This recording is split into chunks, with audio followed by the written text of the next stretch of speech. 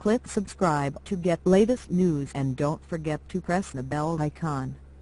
The crackdown on gun control had come to a screeching halt once Donald Trump took office, but that didn't stop Democrats from getting their way. Without warning, gun owners are now waking up to horrible news about their Second Amendment right, which has just been incredibly infringed upon in a way that's beyond unconstitutional. Sneaky liberals plotted against Republicans and surprised everyone with what they were able to pass through the night, forcing law-abiding Americans into confiscation or face jail time. The old saying goes that nothing good happens after midnight, and that's certainly the case as people are realizing what Oregon Governor Kate Brown has just signed into law. The tyrannical governor has just officially made weapons confiscation a reality for those who legally and rightfully purchase their weapons. Oregon Senate Bill 719 permits government officials to order the confiscation of guns, simply based off of hearsay evidence, according to silence is consent. There is no actual evidence required to order this confiscation, and before the gun owner is even given a hearing. This detail of the bill also goes against citizens' 14th Amendment right, which grants Americans the right to a formal hearing before their property is seized. The anti-Second Amendment bill doesn't stop there, as it aims to make it next to impossible for citizens whose guns were confiscated to get them back. The process is rigorous, as a law-abiding gun owner must take the issue to court, and like a criminal, prove that they are innocent. Since the weapons would have been ripped out of their possession without warning anyway, this could be an uphill battle to get it back. Second Amendment watchdogs at 2A News explains the bill and the government's gross overreach.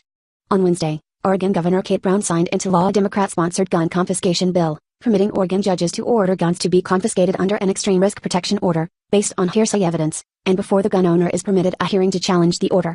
The law is based on Oregon Senate Bill 719 and was passed by Oregon Democrats despite widespread condemnation by constitutional scholars and gun rights groups.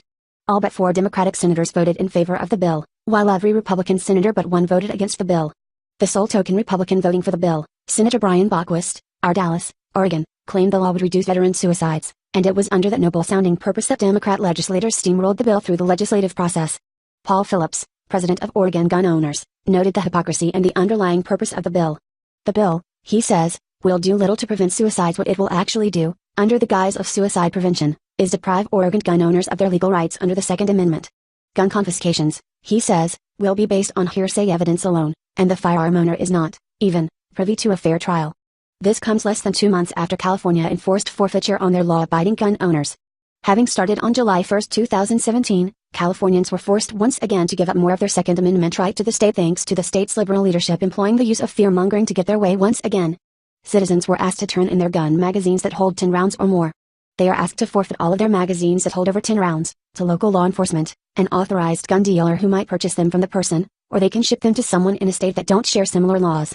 While the people of California are being forced to give up magazines that they spent their hard-earned money on and once legally purchased, the state is also not offering any compensation to those who comply with the law. Although the forfeiture is voluntary, because law enforcement also doesn't have the capital to search and seize the magazines, they are now criminal to own if and could lead to punishment if you're caught in possession of them.